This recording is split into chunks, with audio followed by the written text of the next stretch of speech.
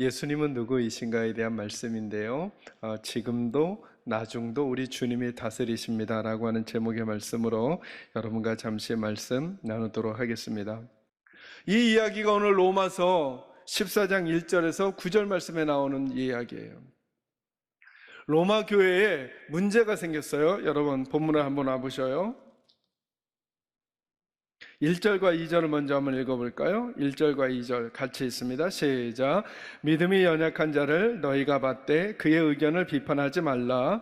어떤 사람은 모든 것을 먹을 만한 믿음이 있고 믿음이 연약한 자는 채소만 먹느니라. 아멘. 자, 먹는 문제로 로마 교회에 문제가 생겼어요. 그 먹는 문제가 어디까지 갔느냐 하면 어떤 사람들은 무엇인가를 먹어도 된다고 말하고 어떤 사람들은 안 된다고 말하는 거예요. 그러면서 서로가 서로를 비판하기까지 가는 거예요. 여러분, 예배당에 오는 사람 치고 교회에 오는 사람 치고 여러분 특별히 새가족에서부터 시작한다면 더더욱요. 이제 나 예수님 처음 믿어볼 거야 하는 사람은 예배당을 어떤 예배당을 기대할까요? 싸우고 다투고 논쟁하고 비판하고 공격하는 그런 모습을 기대할까요? 아니겠죠. 처음 예수를 믿는 사람에 가까우면 가까울수록 예배당에 가면 딴 세상과는 다른 평화와 화평이, 위로와 격려가, 그리고 서로 보듬어줌이 있을 거야 라고 하는 기대를 갖지 않겠어요? 그죠? 이게 예수님이 그려놓으신 풍성함이겠죠. 근데 로마 교회는 어떤 문제가 생겼느냐 하면 예수를 믿고 교회가 형성이 됐는데 그 교인들끼리 갈등하고 비판하기 시작했어요. 문제의식을 느낀 정도가 아니라 그들에게 있는 생각이 입으로 나오고 입으로 나오는 그들의 생각이 상대방을 공격하고 그들의 몸에 눈에서 나오는 시선이 그들을 멸시하고 판단하는 수준까지 가게 됐다는 거죠. 뭐 때문에 그러냐면 먹는 문제 때문에.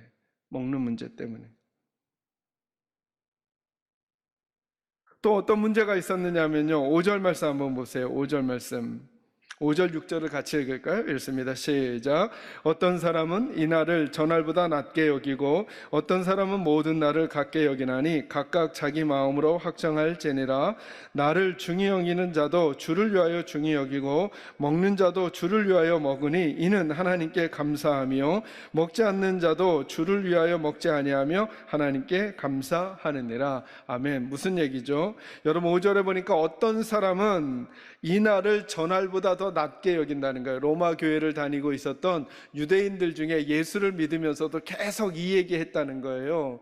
날이 다 똑같은 날이 아니다. 월요일부터 일요일까지, 월요일부터 주일까지 다 똑같지 않다. 그 중에 토요일 안식일이 제일 중요하다. 너희들 예수 믿는다고 해도 안식일 지켜야 된다라고 주장하는 사람들이 있었다는 거예요. 그런데 또 어떤 사람들은 뭐라 그래요? 어떤 사람은 이날을 전날보다 낮게 여기고 어떤 사람은 어떻게 여긴다고요? 모든 날을 같게 여긴다. 그랬더니 이방인들 중에 예수 믿었던 분들은 그렇게 된 거예요. 아니, 하나님께서 천지의 창조주이시고 만물의 주관자이신데 어떻게 하루만 중요한 날이겠냐? 모든 날들이 하나님 앞에서 사니까 모든 날들이 다 중요하다라고 하는 생각을 가진 거예요. 그리고 이것 가지고 서로 싸우기 시작한 거예요.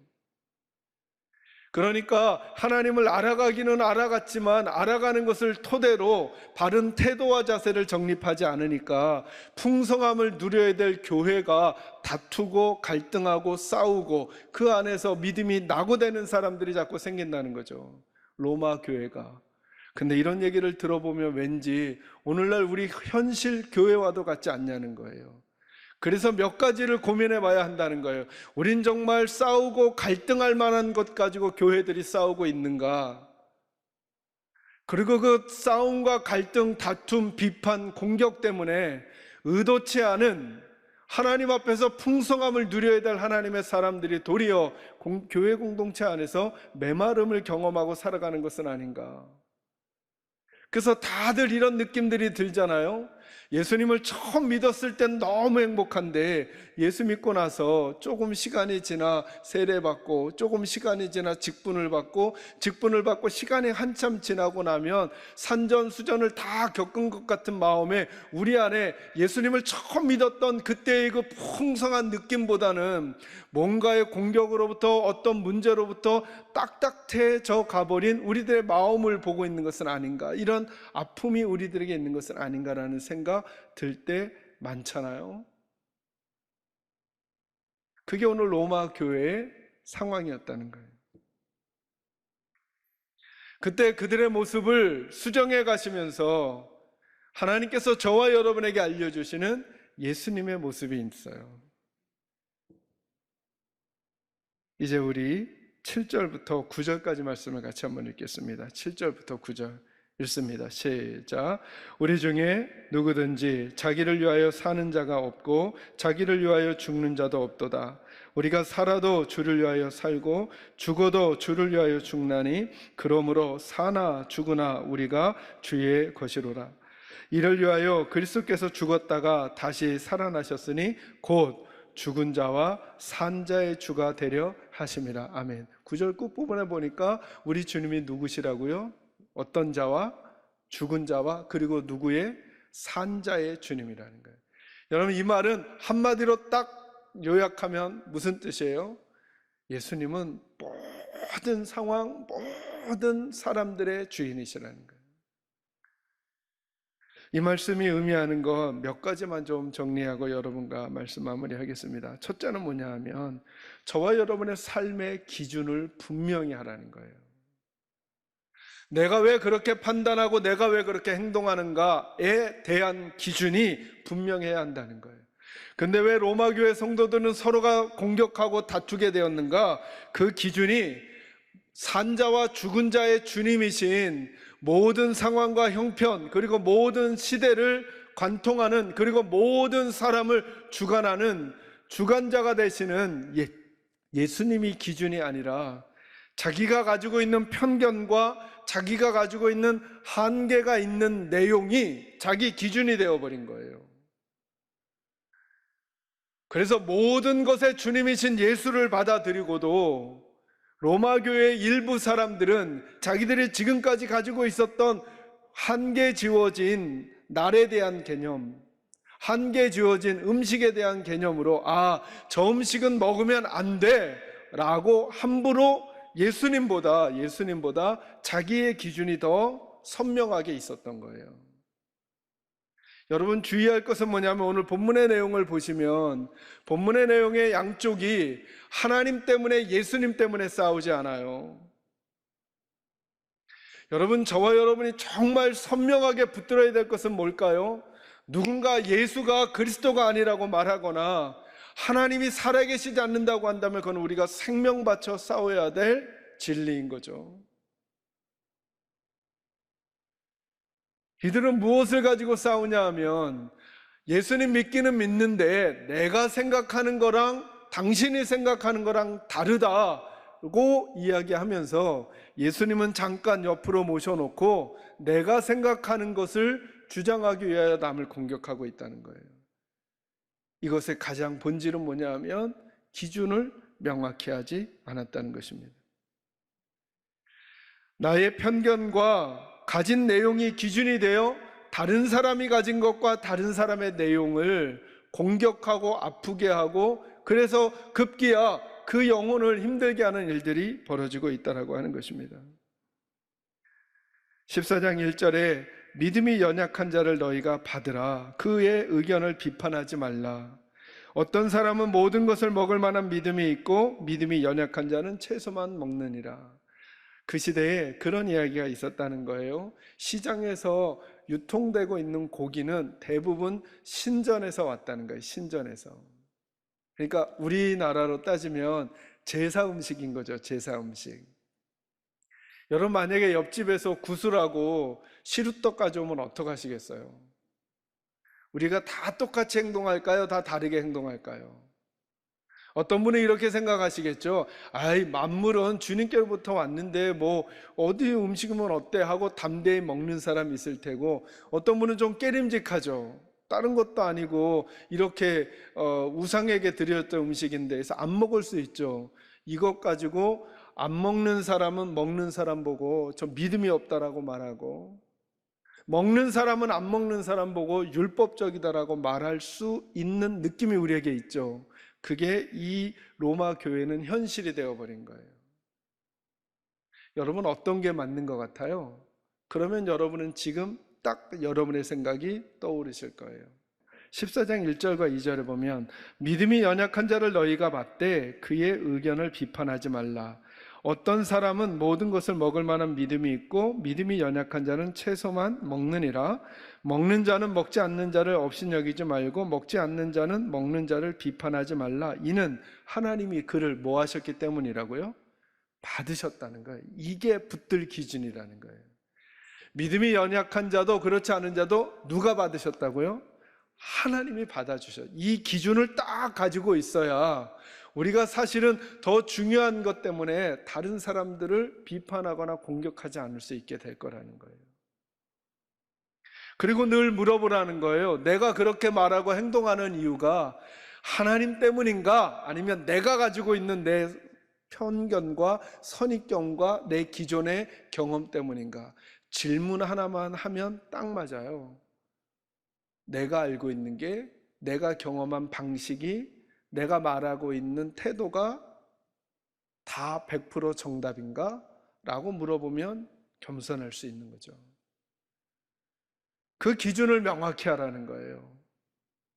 저는 저와 여러분에게 이 지혜가 있기를 주의 이름으로 축원합니다. 두 번째로는 바른 태도를 가지라는 거예요. 자, 이제 기준이 정해졌으면 바른 태도를 가져야 해요. 왜 그러냐면 여러분, 사람마다 다르기 때문도 그렇고요. 여기 보면 하나님께서 이렇게 말씀하셨어요. 5절 말씀이 특히 중요한데요. 5절 말씀 다시 한번 읽어볼까요? 읽습니다. 시작. 어떤 사람은 이 날을 저 날보다 낮게 여기고 어떤 사람은 모든 날을 같게 여기나니 각각 자기 마음으로 확정할지니라. 아멘. 자, 이거는 누가 강요한다고 해서 잘 바뀌어지지 않을 거라는 거예요.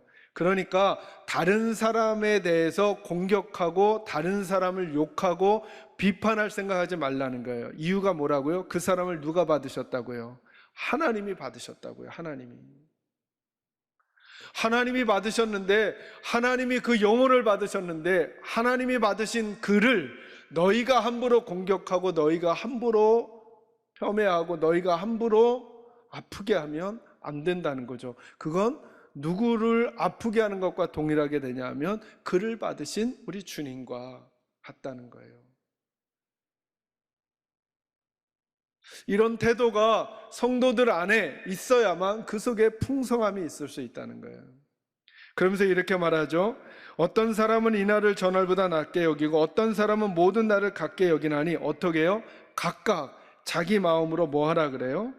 확정하라는 거예요. 확정하라는 말이 무슨 말이에요? 내가 왜 이렇게 선택하는지를 하나님 앞에서 남을 공격하기 위해서나 남을 비판하기 위해서가 아니라 내가 왜 이렇게 하고 있는지를 하나님 앞에서 확실히 점검하라는 거예요. 왜냐하면 나중에 하나님 앞에서 우리가 왜 그렇게 결정하고 왜 그렇게 말하고 행동했는지를 하나님 앞에서 심판을 받아야 한다고요. 누가요? 우리 각자가. 그러니까 내가 결정하는 내 일이 다른 사람을 너무 공격하거나 다른 사람을 비판하는 통로로 쓰이지 않도록 하셔야 된다는 거예요. 나는 정말 하나님 앞에서 이렇게 결정한 것인가? 아니면 기준이 하나님이 아니라 내가 생각하고 있었던 나의 주장, 나의 경험, 나의 입장을 강조하기 위하여, 그리고 그것으로 남을 공격하기 위하여 한 것이라면 하나님 앞에서 점검받을 때가 꼭 올 거니까. 왜요? 우리 주님은 산자와 죽은 자의 주님이시니까 그럴 시간이 올 거라는 거예요. 그래서 바른 태도와 자세를 가지라는 거예요. 저는 그래서 우리 교회도 그렇고 우리 성도들도 그랬으면 좋겠는 거예요. 진리에서 떠난 어느 집단, 진리에서 떠난 어떤 이야기, 진리에서 떠난 어떤 메시지는 거절하고 걸러내셔야 돼요. 이건 우리의 생명과도 같은 문제니까. 그래서 분별하시라는 거의 기준으로 이게 본질이 아니라 비본질적이거나 아니면 사소한 것이라면 진리, 본질에서는 양보하지 마시고 사소한 것에서는 너그러운 마음들을 저와 여러분이 가져가야 한다는 거예요. 대부분 우리에게 갈등과 다툼을 일으키는 이유는 본질과 진리의 문제가 아닌 경우가 건강한 교회 속에는 훨씬 더 많아요. 사소하고 서로가 서로를 기다려주고 서로가 서로를 배려해줘도 될 문제를 자기 입장만 주장하다가 더 중요한 교회의 평화를 깨트리고 성도들의 마음을 아프게 하고 갈등하고 씨름하는 일들이 훨씬 더 많다라는 거예요. 그래서 하나님 말씀하시는 거예요. 각자가 각자의 입장을 하나님 앞에서 테스트하고 다시 점검하고 확정해 놓으라는 거예요. 하나님이 물으실 시간이 있을 거니까. 그래서 저는 우리 믿음의 사람들이 확고한 것과 부드러움의 균형이 있어야 한다고 생각해요.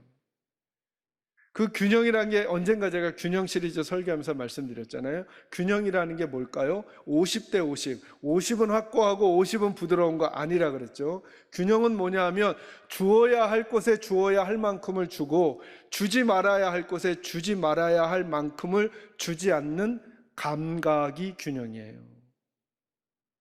그래서 여러분 줄타기를 하고 그 높은 데서 줄타기로 건너가는 분들을 보면 장대를 딱 이렇게만 들지 않아요.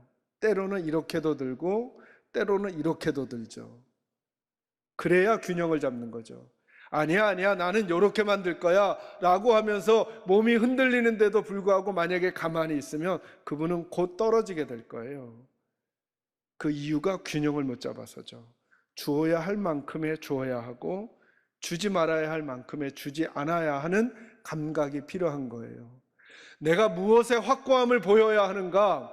하나님 앞에서 확정하셔야 돼요. 하나님 앞에서 절대 물러설 수 없는 우리 주님과 하나님과 관련된 진리라면 저와 여러분이 생명 걸고 지켜내야죠.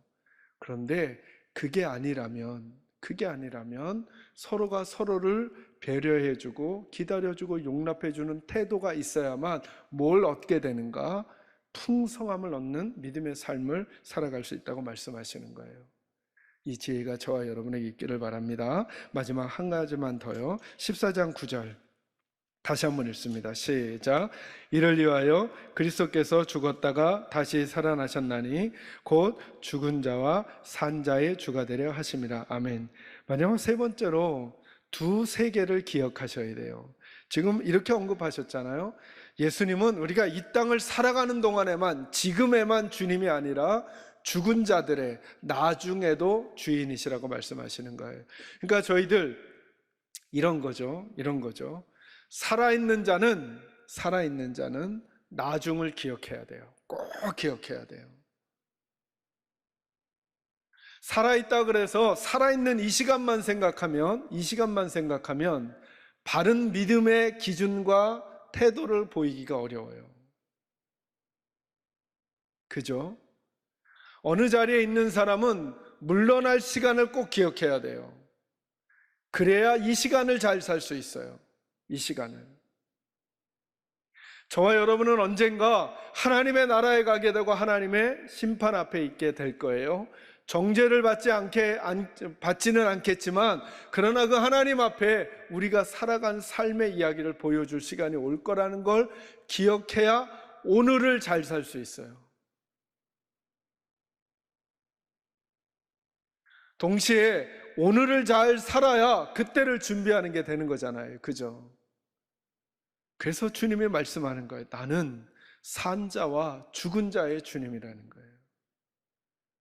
어느 한 순간에 그 문제를 해결하기 위한 수단과 방법으로 주님이 존재하시는 게 아니라 나의 과거와 나의 현재와 나의 미래, 그리고 나의 지금과 나의 나중도 주님이 통치하신다는 거예요. 그리고 우리는 그 삶을 살아가는 주님의 것이라는 거예요. 오늘 말씀을 읽다 보면 우리가 받아들이기 어려운, 우리의 결단이 너무너무 어려운 이야기를 하는 게 있어요. 사나 죽으나 우리가 다 주를 위하여 살고 사나 죽으나 다 우리가 주의 것이래요. 이 고백 우리 쉽게 못하죠, 그죠? 근데 하나님은 선언하셨어요. 우리를 받으시는 그 순간 우리 중에 누구든지 자기를 위하여 사는 자도 없고 자기를 위하여 죽는 것도 아니라는 거예요. 이건 무슨 말이냐면 자기를 위하여 살잖아요.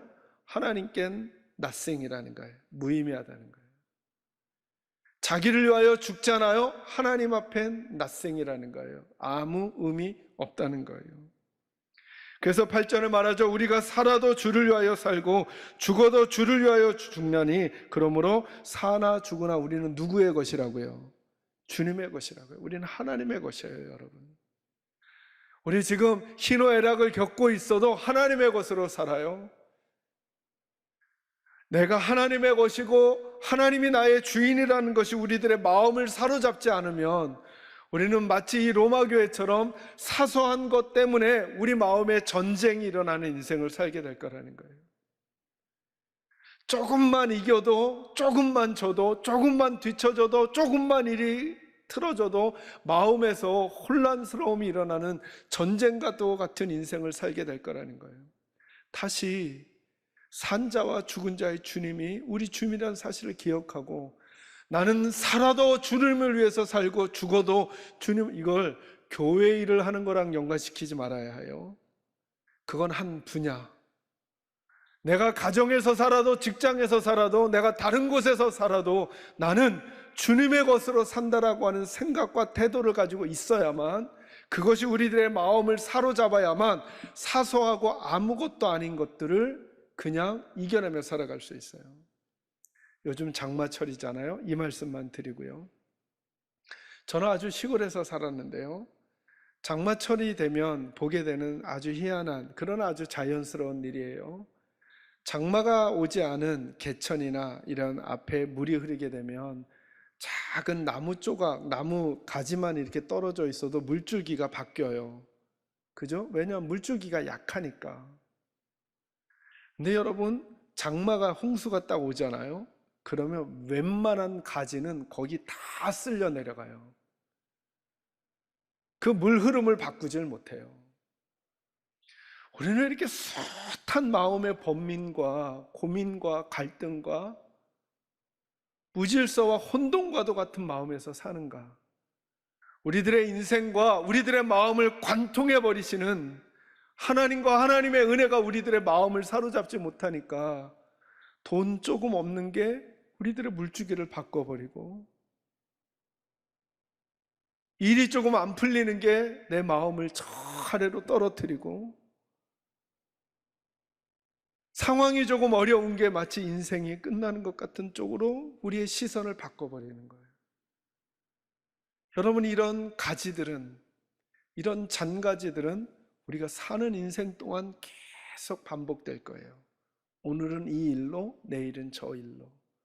오늘은 자녀의 문제로, 내일은 남편의 문제로, 아내의 문제로. 오늘은 물질의 문제로, 내일은 건강의 문제로, 그 다음 날은 또 다른 문제로 우리 인생에 계속 있게 될 거예요. 그럼 그 문제들만 생각해도 머리가 터질 것 같고 가슴이 잠잠하지 못하잖아요. 그럼 우리가 어떻게 이 땅을 살아가는가? 지금도 나중도 다스리시는 산자와 죽은 자의 하나님이 되시는, 주님이 되시는 우리 주님은, 그분에 대한 사랑과 그분의 은혜가 우리의 인생과 우리들의 영혼을 관통하고 있으면 그 은혜의 물줄기가 이 잔가지들을 쓸고, 아니야, 이것도 또 넘어가게 될 거야, 살아갈 수 있어, 이것 때문에 우리들의 인생이 주의 것인 나의 삶이 끝나지 않아 라고 하는 담대함이, 그 은혜의 물줄기가 우리로 하여금 또다시 힘있는 인생을 살아가게 될 것입니다. 여러분을 축복합니다. 여러분의 인생 앞에 있는 잔가지들이 없어지는 복이 있기를 간절히 소망합니다. 그러나 그 잔가지들을 휩쓸고도 내려갈 만한 주님의 사랑하심과 인자하심과 그 은혜의 물줄기가 여러분의 영혼을 감싸고 돌고 여러분의 인생을 휘감아 돌게 되는 놀라운 은혜가 꼭 있기를 간절히 소망합니다. 기도하겠습니다.